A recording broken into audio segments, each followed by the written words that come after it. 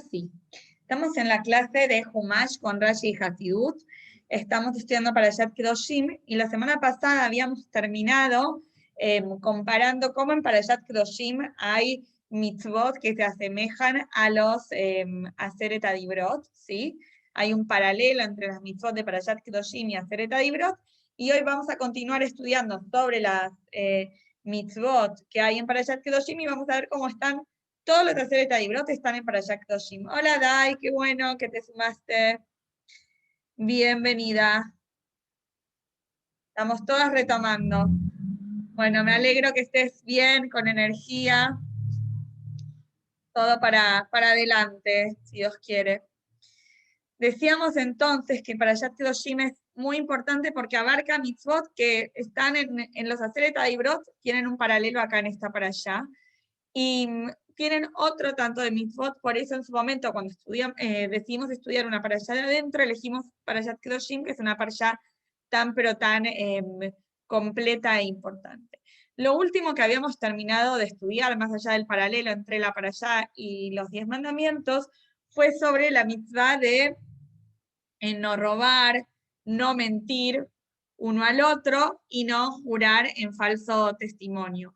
Que dijimos que al final una persona que roba va a terminar mintiendo y una persona que miente después va a terminar jurando en falso, ¿sí? Porque si robaste después vas a mentir porque no vas a querer confesar que robaste y después vas a terminar jurando en falso para afianzarte en tu posición y no declarar que cometiste ese robo.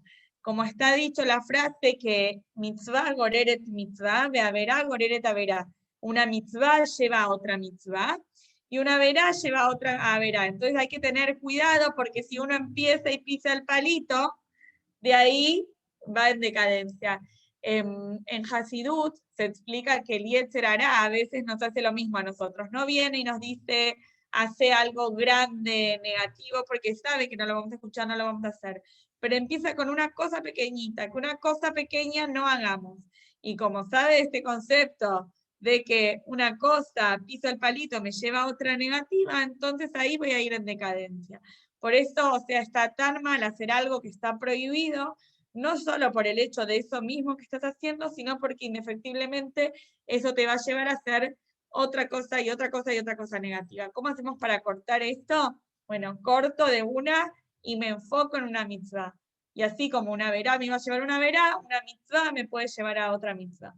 Y es interesante porque cuando estudiamos sobre el último pasuk de la semana pasada, les quiero agregar algo. Sobre el no robar, dice, no dice en singular, sino que dice en plural. No robéis, lo signoibu, lo tignobu, si no robaréis, en plural. Entonces está la pregunta, ¿por qué este mandamiento está en plural y no está en singular? Y la respuesta es la siguiente, este libro que lo uso mucho también para enseñar, tiene explicaciones interesantes y dice así. La Torá está enseñando que en adición a la persona que realmente roba, uno que presencia el robo y permanece en silencio es también considerado un ladrón. También enseña que uno que a sabiendas adquiere mercadería robada de un ladrón es considerado socio en el robo porque está alentando el crimen. O sea, miren cómo la Torá nos marca ahí, cómo tenemos que seguir nuestro camino. O sea, como que si uno ve y no dice, entonces es como el que está robando. Por eso dice en plural y no en singular. Y si uno adquiere mercadería robada, ¿sí? De algún lugar, lo que sea, entonces esta persona que a sabiendas va y compra en un lugar que sabe que lo que venden ahí es robado, entonces a esta persona que compra ese producto se lo asemeja a aquel que robó, se lo junta. ¿Por qué? Porque él está alentando entonces que sigan robando. Total, siempre va a haber un comprador que no le va a interesar cómo se adquirió esa mercadería. Así que la Torá es muy clara cuando nos tiene que decir esto se puede, esto no se puede, y particularmente con el tema del robo, de ser muy cuidadosos en no confundirnos. De hecho, está explicado que nuestros patriarcas, un segundito, se cuidaban especialmente en no robar. Y sabemos sobre la historia de Abraham Avinu, ¿sí? Que él, a diferencia de su sobrino Lot, cuando iba a pastar con sus animales a los campos, les ponía un bozal, no vaya a ser que pastaban de campos ajenos. Sobre Jacob, cuando se va de la casa de Labán, esto es en el Midrash, que siempre trae un montón de otros temas que agregan a lo que está explicado en la Parashá, con Rashi y demás. Les estoy agregando estas cosas más sobre el robo porque continuamos hablando, se va a continuar hablando también un poco más desde otro lugar sobre cómo se puede considerar robar. Sobre Jacob Avinu, hola Juli, bienvenida. Hoy te perdono que no estás presencial, la semana que viene nos vemos otra vez acá. Refuash Lema, que estés bien. Bestrat Hashem. Otro tema, en el caso de Jacob Avinu, que cuando se fue de la casa de Labán, después de haber estado 20 años, y Labán lo persigue, Jacob le dice, ¿qué venís a buscar? ¿Qué pensás? ¿Que yo me quedé con algo que era tuyo? Vení, revisa todas mis pertenencias, vas a ver que no hay nada que sea tuyo. Jacob, después de haber estado 20 años en la casa de su suegro, quizás podría haberse quedado con algo para él. Sin embargo, él dijo, yo no me quedé con nada de lo que es tuyo. ¿Por qué? Porque se querían alejar como de un extremo a otro de lo que era el robo. Y hay una historia, Julia, estoy agregando algo más sobre el robo, que fue con el concepto que terminamos la clase pasada y que ahora sigue de otra manera también ese mismo concepto. Les voy a contar una historia chiquitita que dice así. Una vez el sabio Mar Sutra se alojó en una posada en la cual durante su estadía había desaparecido la copa valiosa de plata del propietario. Un día Mar Sutra observó a un hombre que se lavó las manos y que luego se las secó con el saco de otra persona. Mar Sutra llamó inmediatamente al propietario y le dijo, arresten a este hombre. Este es el ladrón. He visto que es descuidado con los bienes de los demás. Acusado por el hecho, el ladrón sorprendido confesó que él en verdad había robado la copa de plata. O sea, miren hasta qué punto la persona tiene que ser cuidadosa, ¿sí?, de los bienes de los demás, y que alguien no cuide los bienes de los demás es un indicio de que no tiene respeto y de que quizás hoy esto es tuyo, mañana puede estar acá. Hola Yasmín, ¿cómo estás? Bienvenida. Hay una frase que dice, que está en la Torá, que dice, Yehi mamón javereja, javivaleja, que shelja. Creo que es en Pirkei Avot, que está, si no recuerdo mal, que dice que sea el dinero, los bienes, las posesiones de tu compañero. Yehi mamón javereja, javivaleja, querido a vos, que shelja, o mi shelja. Dice que los bienes de tu prójimo te sean queridos y te sean preciados como los tuyos mismos. Quiere decir que uno cuide los bienes del otro, así como uno cuida los mismos bienes. Y más aún, Midat Hasidut, es que cuida los bienes de los demás, más aún que los tuyos propios. Sobre esto hay una historia del famoso Rothschild, que después fue un banquero muy conocido, como él había cuidado la riqueza del conde de Frankfurt, donde él vivía, y entregó, digamos, sus riquezas en lugar de las del conde, y después de ahí, o sea, fue conocido como era una persona realmente fiable, que podía hasta ponerse él en peligro, sus bienes, su riqueza en peligro, con tal de cuidar la riqueza de los demás. Ahí tuvo la fama y la bendición de Hashem de hacerse un banquero muy famoso y por ende después se hizo muy, muy rico. Y adquirió además el buen nombre, como se dice,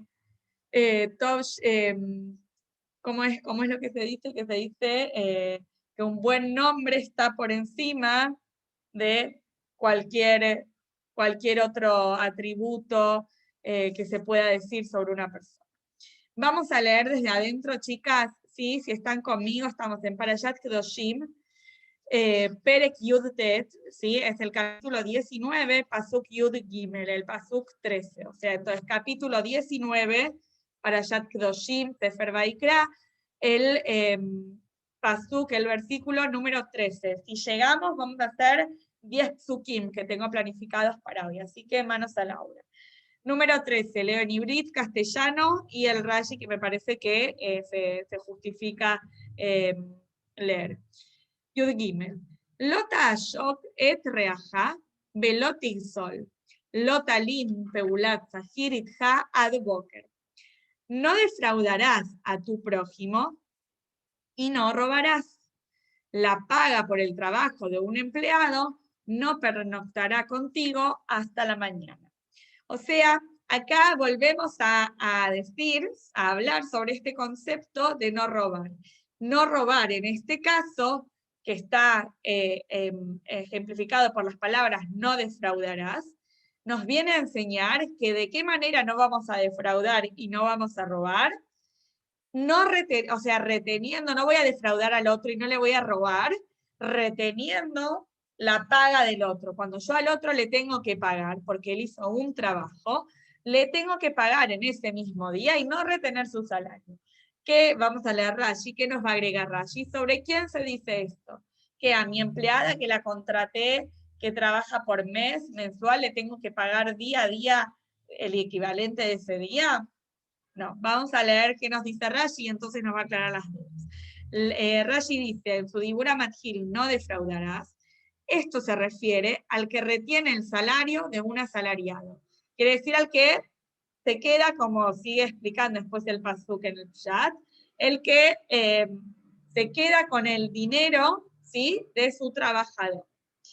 No pernoctará, ¿qué es lo que no pernoctará? Dice, este es un verbo femenino que modifica al sustantivo del trabajo.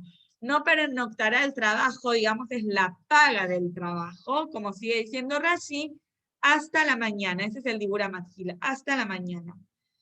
Este versículo habla con respecto a un asalariado empleado por un día, cuya salida del trabajo es el ocaso.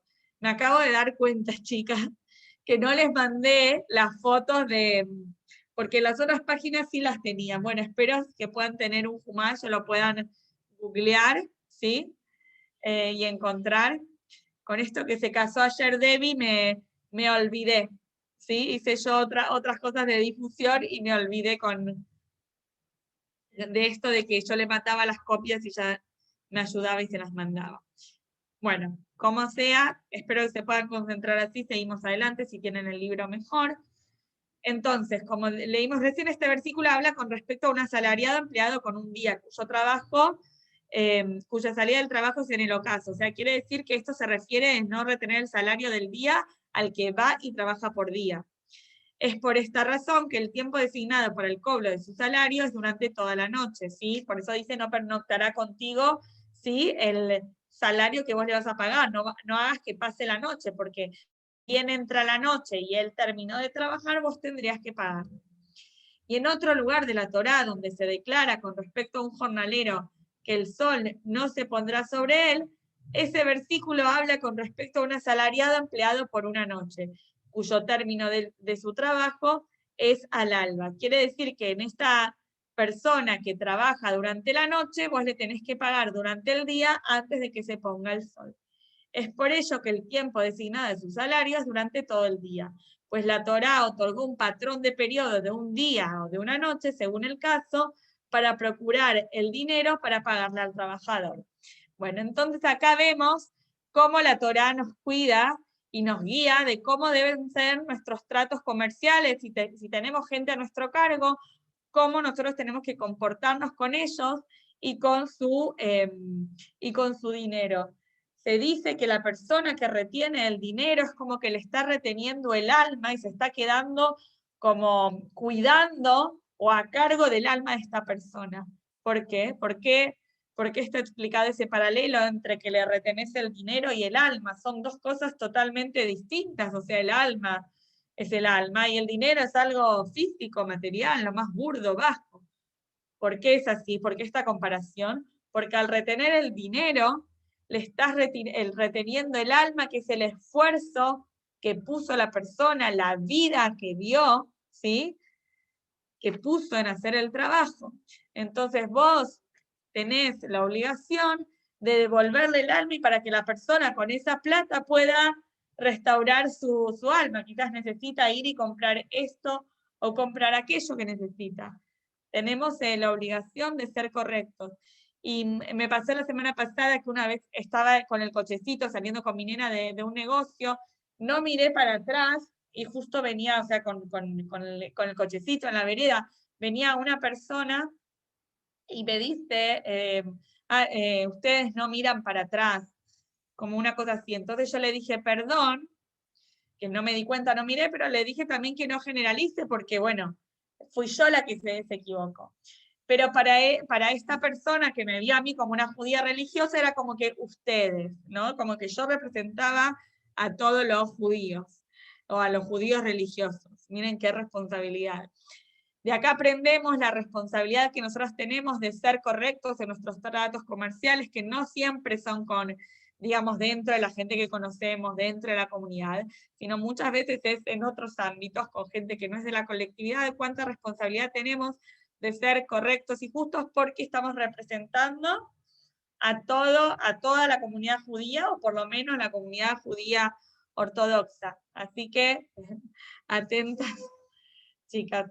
Seguimos con el pasuk 14, espero que me puedan seguir, si es que tienen el libro, o me escuchen y tomen nota, o lo graben en su mente, en su corazón, para llevarlo a la práctica. Pasuk Yudalet. Lote kalel jeresh, belifnei verlo titen michol, beyareta me eloqueja ani Hashem. No maldecirás a un sordo, y no pondrás obstáculo delante de un ciego, y temerás a tu Dios, yo soy el Eterno. Ay, qué divina, si querés, gracias, Juli. Si querés, Gaby, sacale foto ¿hasta qué pasó? hasta el 22. Dale, ahí te mando. Gracias, Juli. Gracias. Entonces,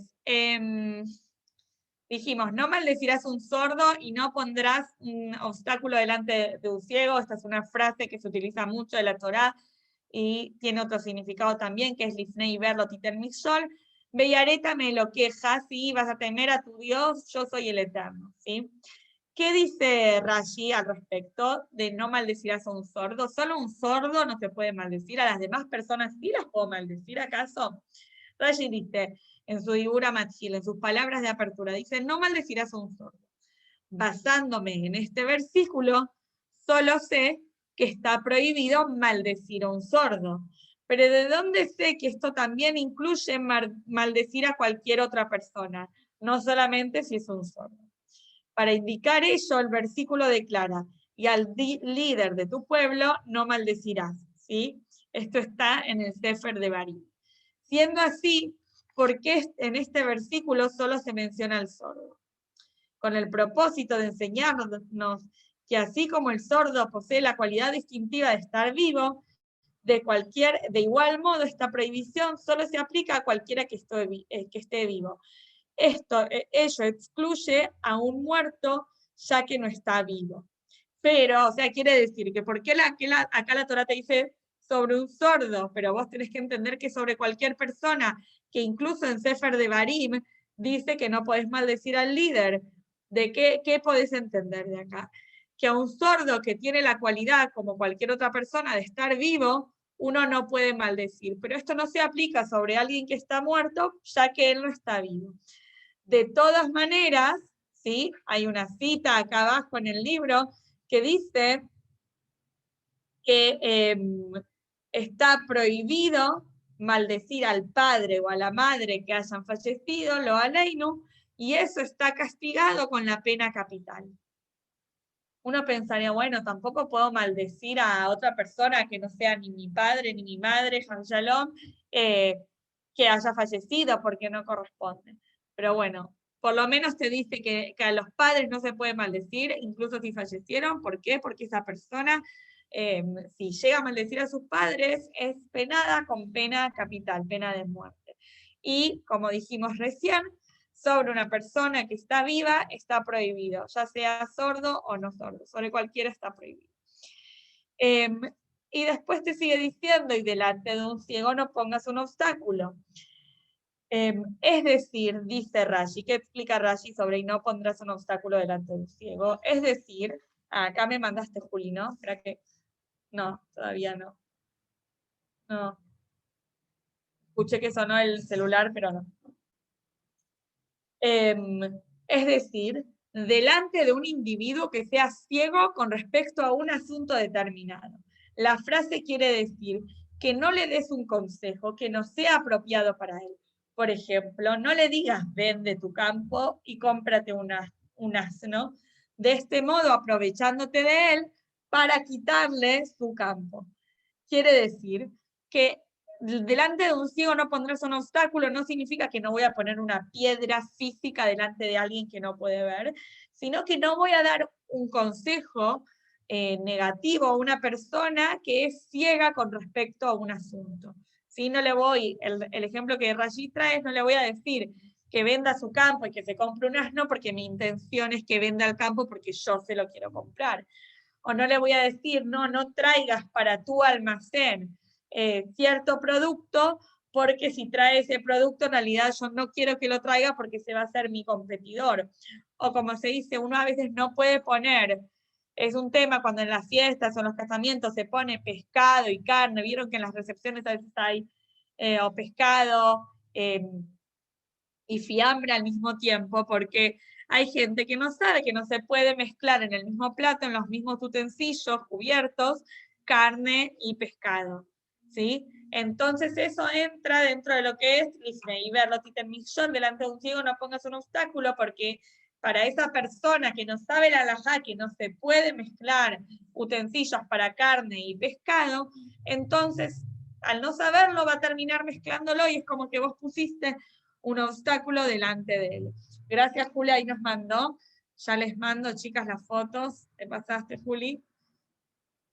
Ahí se están cargando, sí, porque eran varias. Vamos a ver, no tengo. A ver, chachán. Sí, ahí va. Genial. Ahí se las mando para Dayeinu, Esti y Vanessa.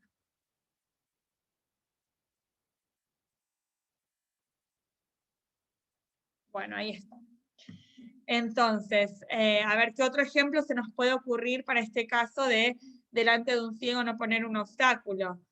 Por ejemplo, en ese caso hay una halajá, ¿sí? Nosotros estudiamos de que en el Kitzur Shulchan Aruch está escrito que la persona debe comer sentada, no debe comer parada.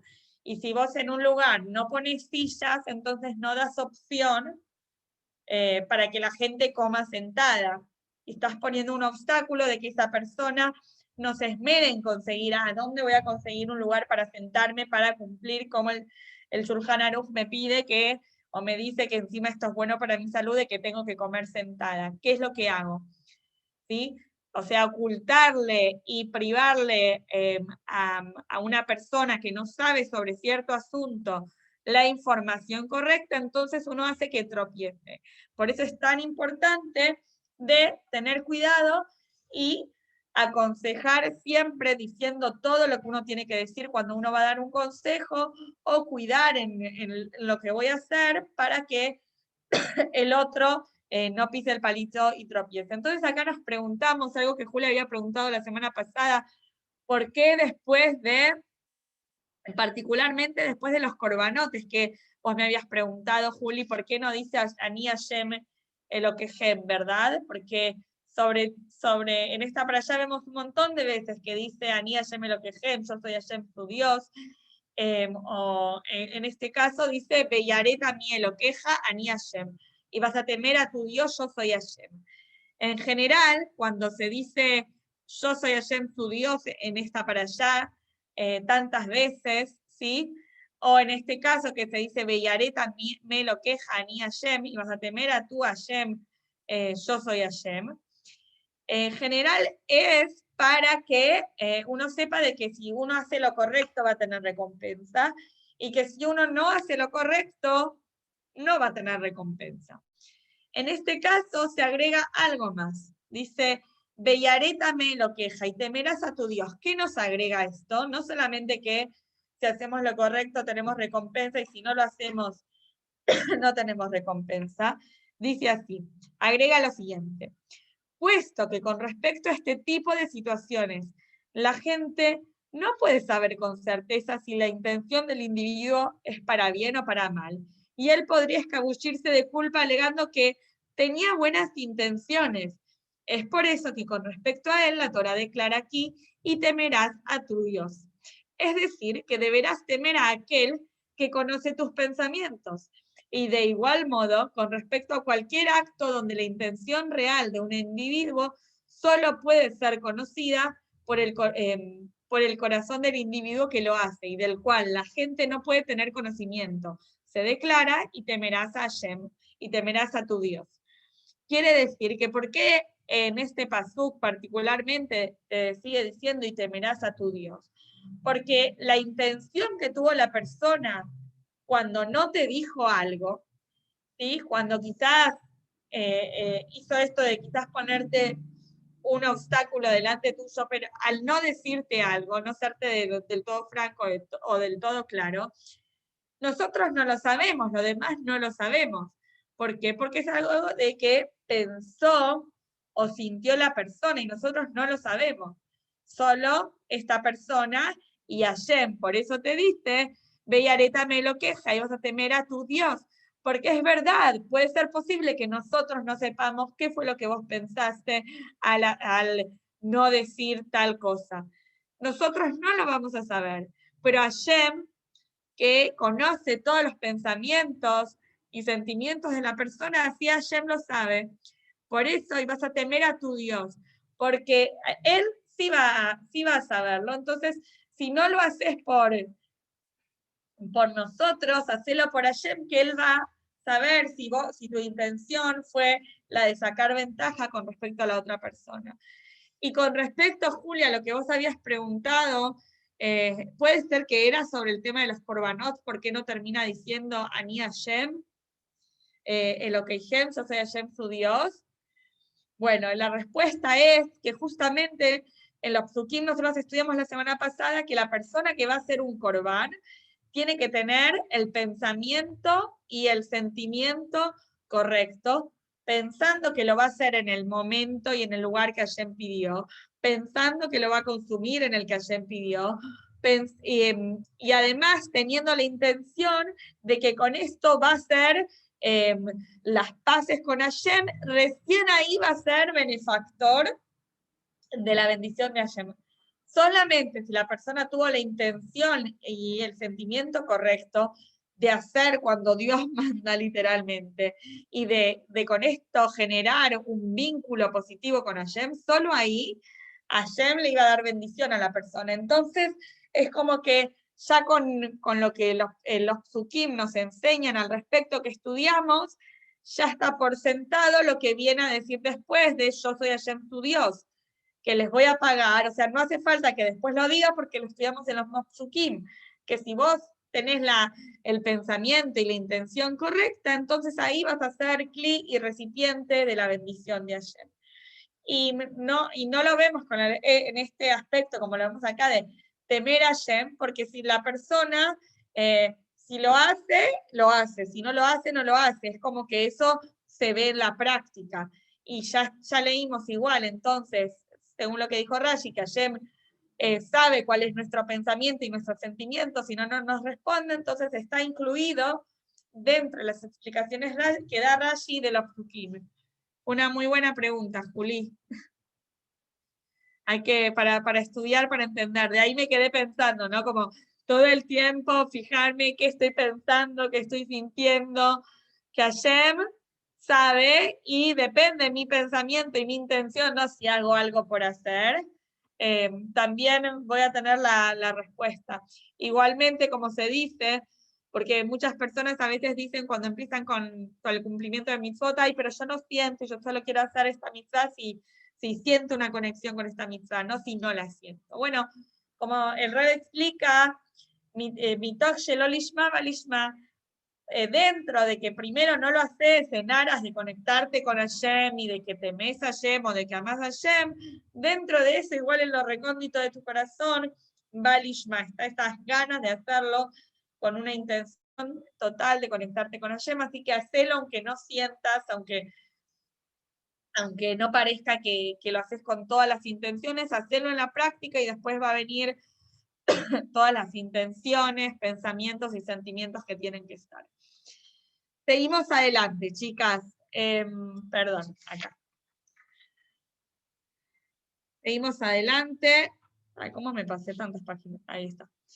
Entonces dijimos que no vamos a maldecir a ninguna persona y no vamos a poner un obstáculo delante de alguien que no sabe algo. Pasuk Tetvav, Pasuk 15. Lo tasu adel bamishpat, lo tisa pneidal, velo teader pneigadol, betzedek tishpot amiteja. No harán injusticia en el juicio, no favorecerás al necesitado y no honrarás a un gran hombre. Con rectitud juzgarás al prójimo. Esto me hace acordar a Robin Hood.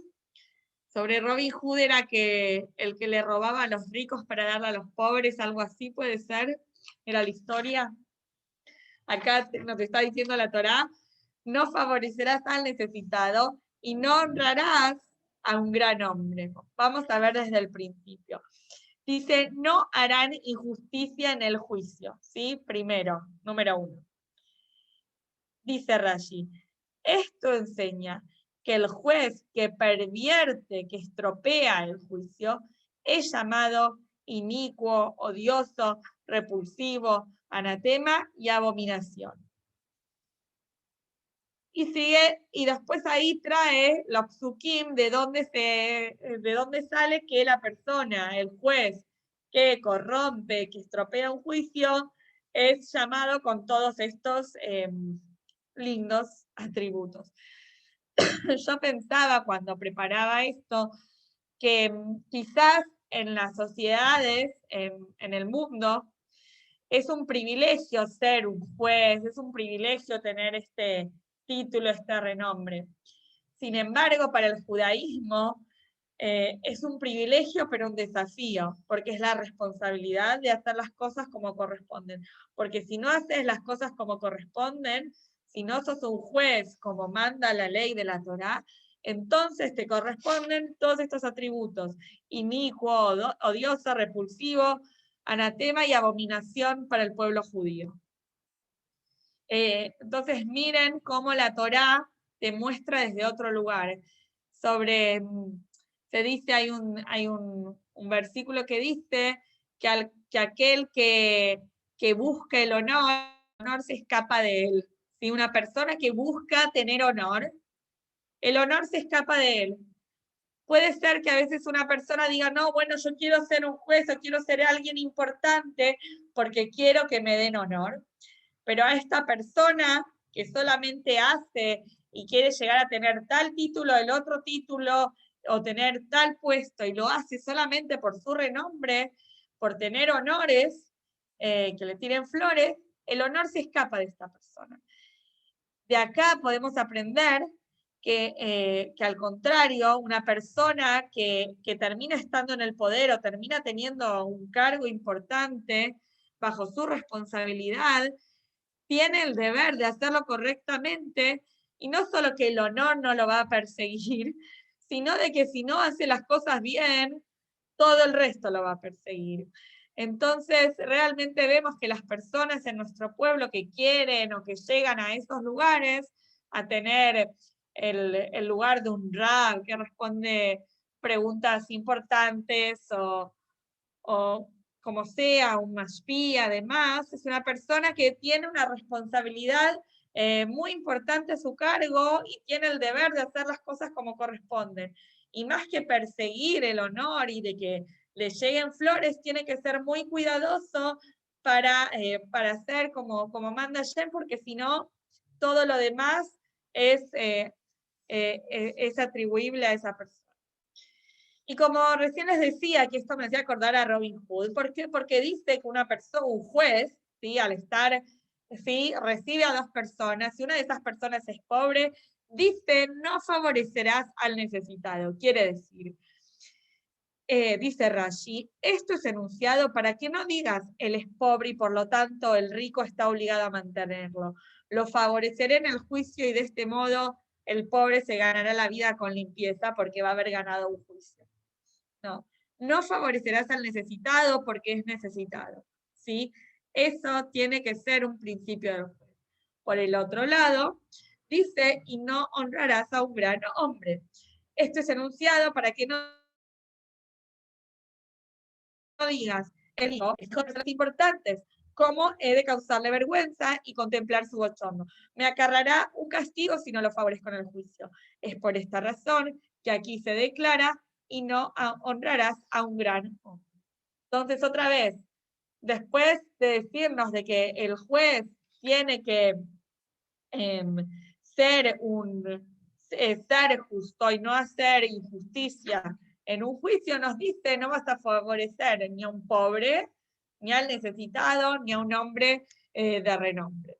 Termina diciendo otra vez, Betzedek tishpot amiteja, con rectitud jugarás a tu prójimo. Dice Rashi, con rectitud juzgarás a tu prójimo, este enunciado debe ser explicado tal como implican las palabras. Según otra explicación, esto enseña, miren qué interesante, chicas, que deberás juzgar a tu prójimo concediéndole el beneficio de la duda si existe duda o sospecha acerca de su conducta. O sea, nosotros podríamos decir acá, ¿qué me viene a agregar? Que termine diciendo el pasuk, Betzedek tishpot amiteja, con rectitud juzgarás a tu prójimo. Ya dijo al principio del pasuk que no hagas injusticia en el juicio. ¿Qué nos viene a agregar? Por un lado, Rashi dice, bueno, esto entendelo así, ¿sí? Que como se entiende claramente, con rectitud juzgarás a tu prójimo. Por otro lado, según otra explicación, agrega Rashi que la persona debe juzgar dando el beneficio de la duda al otro, ¿sí? Concediéndole duda o sospecha según su accionar. Y esto no estamos hablando con respecto al juez, que tiene un cargo importante, sino con respecto a nuestro juez, nuestro segel, ¿sí? Nuestro entendimiento, que es el que juzga a ver esto que acabo de ver o esto que acabo de escuchar, cómo lo voy a evaluar, qué voy a pensar de esta persona, qué voy a decir de esta persona, qué voy a hacer respecto a esta persona que yo vi o escuché algo. Cómo uno tiene esa responsabilidad de dar el beneficio de la duda y pensar para bien. Hay un video que me acuerdo que vi, que estaba hecho sobre este tema, ¿no? De que una persona vio como a un profesor de la escuela comprando algo muy caro en la carnicería. Entonces todos empezaban a hablar cómo este profesor, como este Moré, tenía tanto dinero para comprar esa carne tan cara, tan grande y demás, y entonces empezaban a hablar de dónde sacó la plata y cómo le llegó la plata y qué hace con la plata, etcétera, etcétera. Se hizo una cadena larguísima hasta que parece que estaba comprando a alguien para otro que estaba haciendo una mitzvah. Entonces, ¿cómo estaba, cómo la gente, la persona que vio, pensó algo, pensó para mal y se dio todo este maíz que no sabemos hasta dónde llegó, como se dice que había ahora justamente vamos a hablar sobre el tema de la Yonará y de no hablar mal del prójimo y demás.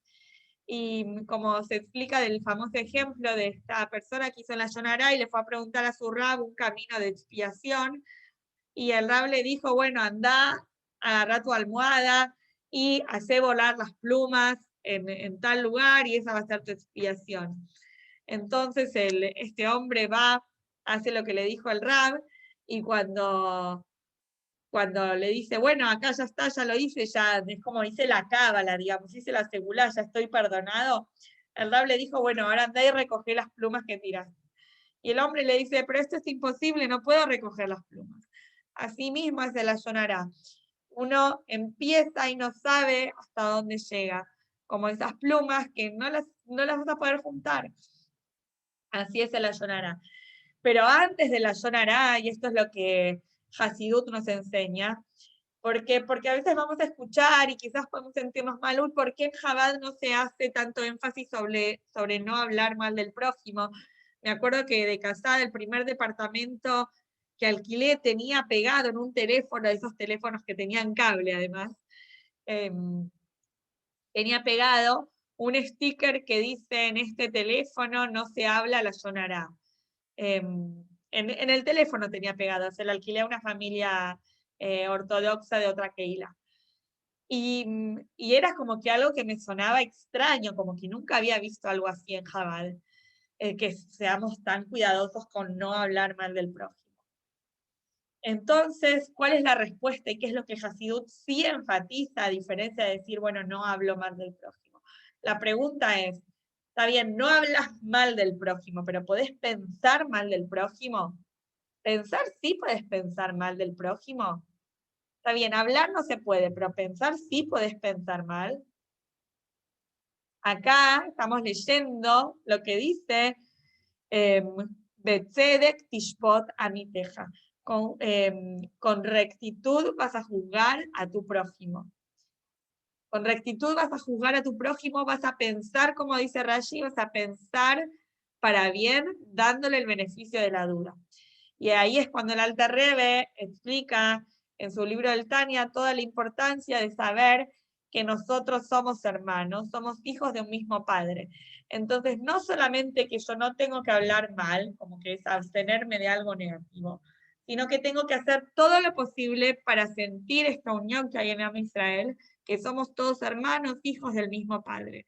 O sea, no solamente que no puedo hablar mal, sino que encima tengo que trabajarme para pensar bien y sentirme como uno. Y recién era un poco de lo que estamos hablando, porque estamos hablando de ser cuidadoso con los bienes del prójimo, como también señala Pirkei Avot, que es Milta de Hasiduta, que es las palabras que nos enseñan cómo llegar más allá de lo que la ley nos exige, de que los bienes de nuestro prójimo sean más queridos y más cuidados por nosotros que nuestros propios bienes.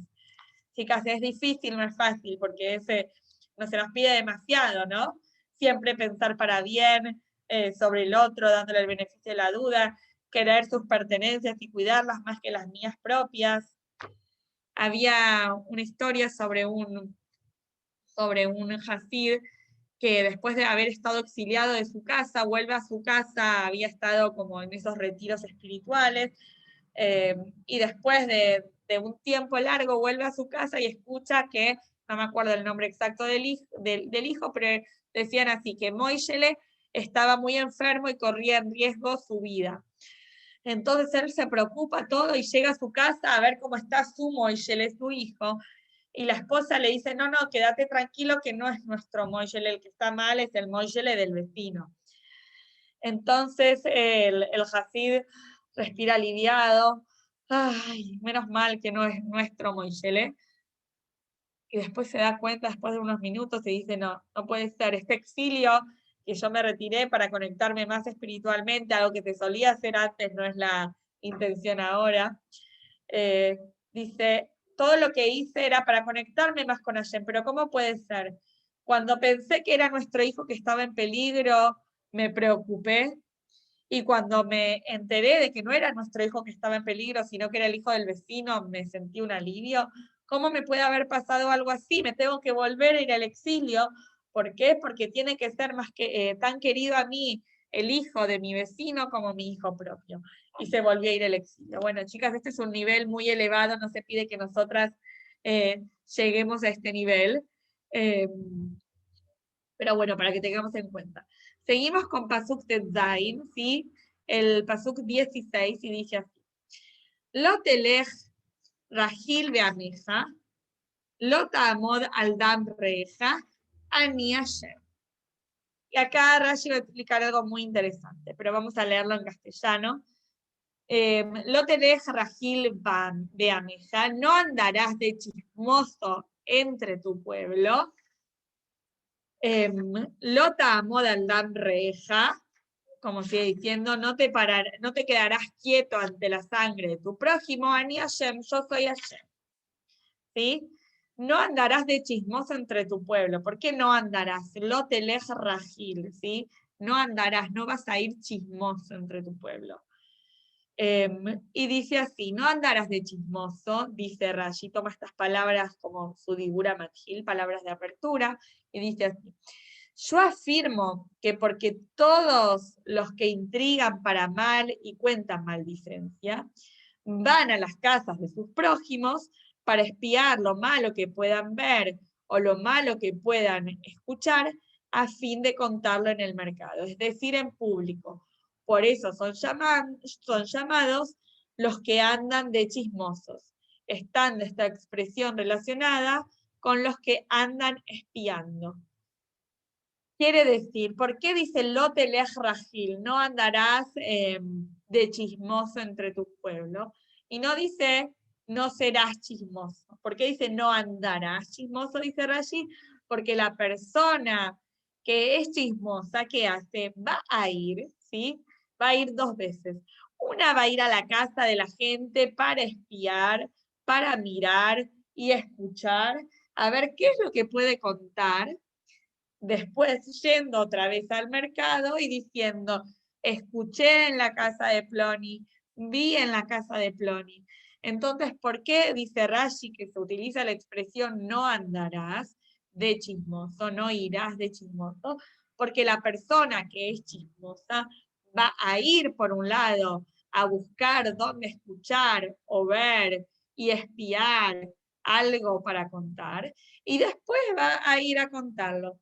Y esto me hace acordar a la parashá que leímos la semana pasada, parashat Shlach, que los espías fueron a la tierra de Israel. Pero bueno, no era la intención que estuvieran viendo y escuchando con la intención de chismorrear y hablar mal de la tierra de Israel, sino todo lo contrario.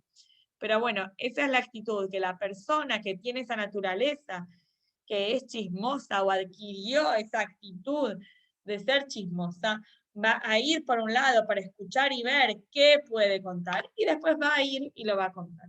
Entonces nos dice la Torá, no andarás de chismoso entre tu pueblo. Y sigue diciendo, Rashi significa lo mismo que espiemen, ser espía en francés antiguo. Y se las voy a seguir leyendo porque agrega algo muy interesante, dice así. Y la prueba de que lo que digo es siempre que hallamos la idea de regilut, chismorreo escrito en términos de alijá, andar. Por ejemplo, en este mismo versículo, no andarás de chismoso. Y también en los que andas de chismosos como el cobre y el hierro.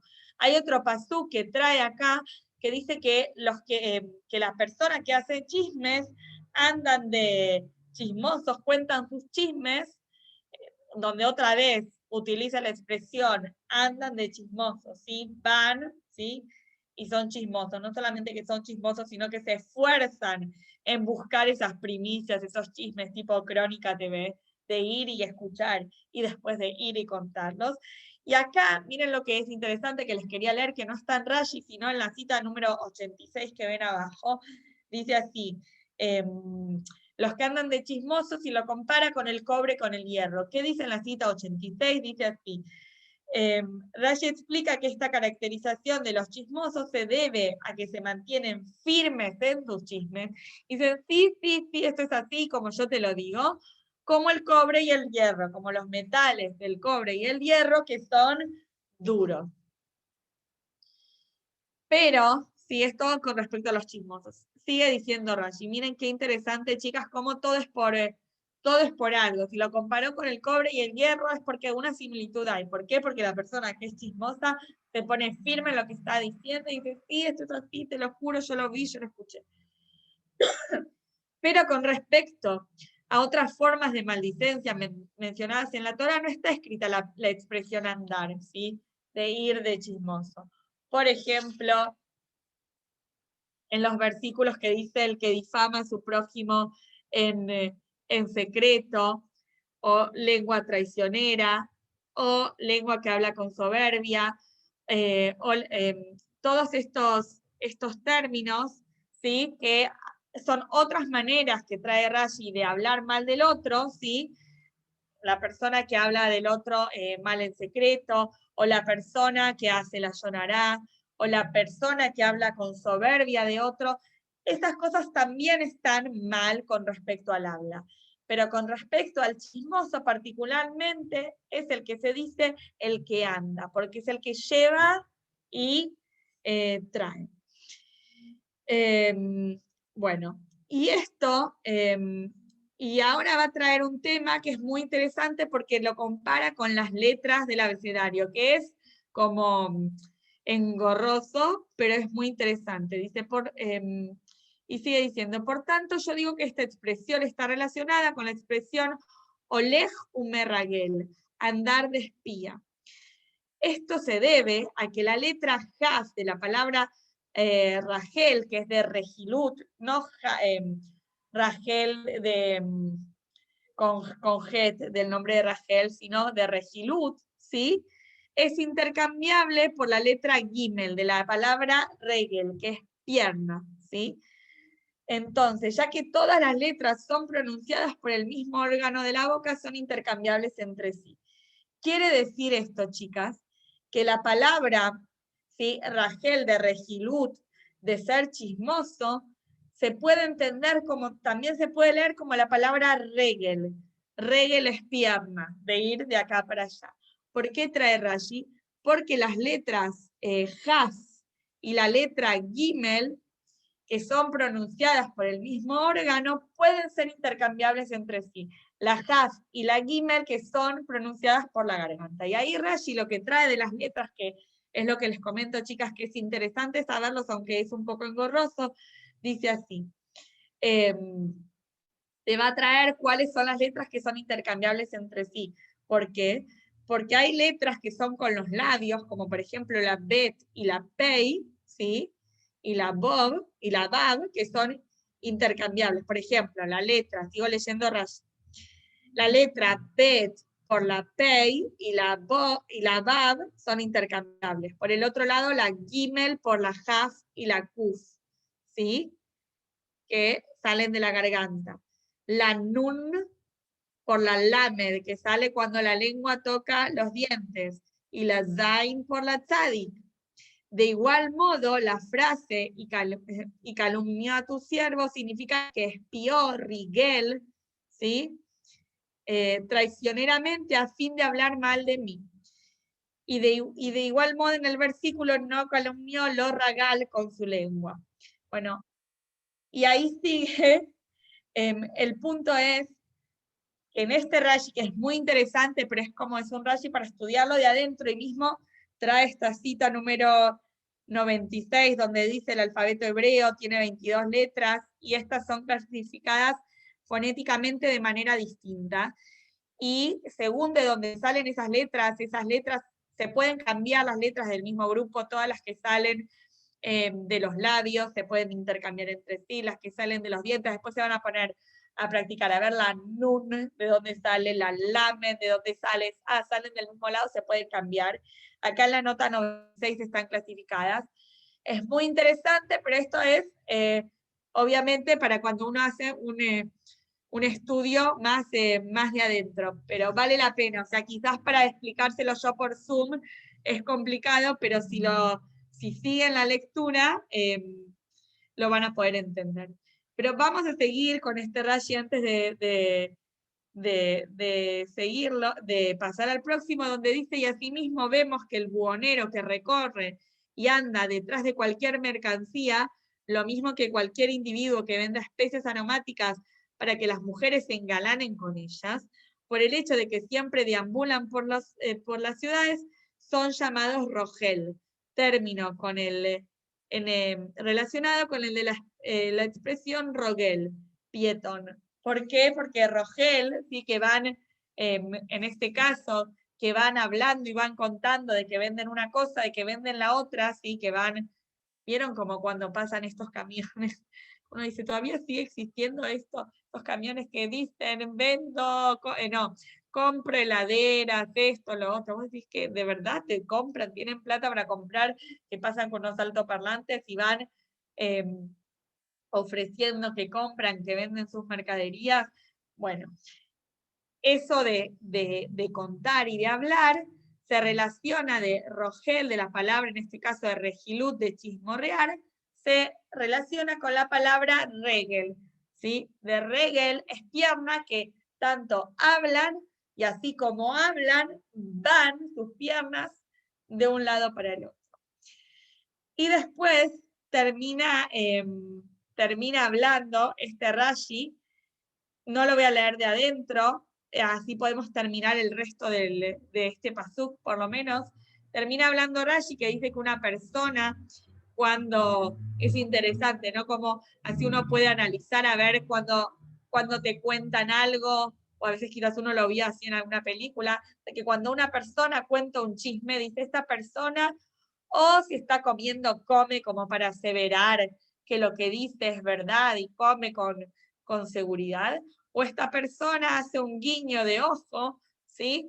Como guiñando, como diciendo, esto es verdad, y en realidad guiña el ojo, y se puede entender que no es verdad, que quiere darle la firmeza de que sus palabras son ciertas, pero en realidad no son verdaderas. Así que uno mirando y observando cómo es el comportamiento de la persona, la Torá nos guía para que entendamos a ver si lo que me están diciendo es realmente cierto o es nada más y nada menos que un chisme. Si pueden, terminen de leer este Rashi en sus casas, tranquilas, ya están en sus casas, chicas, o en sus trabajos. Dayeinu, estás por ahí en el trabajo, ¿verdad? Y para terminar, este Rashi de este pasuk, que ya son menos cuartos, se fue haciendo, por favor, se hizo más largo, pero terminamos la semana que viene. El punto es que entendamos bien y tengamos internalizadas todas estas mitzvot. Dice, no te quedarás quieto ante la sangre de tu prójimo para ver su muerte, si es que puedes salvarlo. Quiere decir que si vos ves que alguien se está muriendo y vos podés hacer algo al respecto, hace algo al respecto. Por ejemplo, deberás intentar salvar al que se está ahogando en el río, o si un animal o bandidos se le echan encima, ¿sí? Quiere decir acá en Ibrit dice Lota Amod, no te quedarás parado sobre la sangre de tu prójimo, pero no te quedarás parado no es que no te quedarás parado, sino que no te vas a quedar quieto, algo así, o con tu persona, o con tus bienes, arriesga tu caballo, arriesga lo que tengas en tu poder para salvar a la otra persona. Termina diciendo, Ani Hashem, yo soy Hashem, fiel para pagar recompensa al que cumple sus preceptos y fiel para retribuir castigo al que no los cumple. Chicas, quedémonos con esto positivo de que si hacemos algo para salvar al prójimo, Hashem nos paga recompensa, ya sea que lo podemos ayudar tanto con nuestro propio cuerpo o ponemos nuestros bienes para... pongo en riesgo mi celular, tomá, te lo doy, pero deja tranquila a esta persona, Dios nos libre que no nos pruebe con nada, para salvar la vida de otra persona, si está en manos de un animal salvaje, de bandidos, etc. Que Dios no nos ponga pruebas. Chicas, espero que hayan disfrutado, se hayan enriquecido con las mitzvot que estuvimos analizando y viendo en la clase, y que se les haya sido llevadero. Cuesta un poco algo tan minucioso hacerlo así, pero bueno, confío en que tienen la capacidad para seguirme y para absorber las enseñanzas. Así que nos vemos la semana que viene. Voy a intentar, porque de las fotos de acá para compartirlas en la compu no salen bien, pero acá si se pueden escanear, puedo intentar compartirlas y que lo vean de esa forma en la misma pantalla, ¿dale? De nada, si no ponen que me escuchan y ven las imágenes. Un besito, chau Dai, chau Yasmin, nos vemos.